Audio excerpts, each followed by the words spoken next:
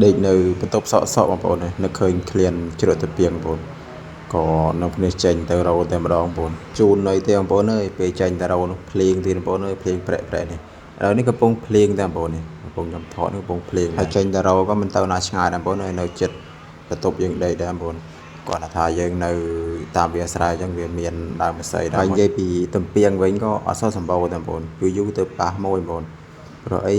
មានគេមកកាច់មុនយើងណាបងប្អូនប៉ុន្តែយើងមកតាមក្រោយគេនេះហើយមកកាច់ទំពាំងแล้วក៏អត់បានយកជំនិចមួយទៀតបងប្អូនហើយយើងប្រើកំបិតដើម្បីកាត់តែម្ដងរឿងពិបាកដែរបងប្អូនហើយយើងអត់មានជំនិចយើងប្រើកំបិតកាត់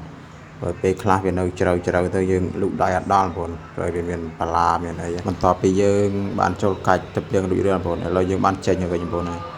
ឥឡូវបងខ្ញុំកំពុងតែអង្គុយបកសម្បកវាចេញបងប្អូនបានមិនសូវច្រើនទេបងប្អូនហើយបានបន្តិចដែរតែក៏បានមកល្មមមកហូបបងប្អូនមកសាឡពីសាឡអីហូបបានពីរនាក់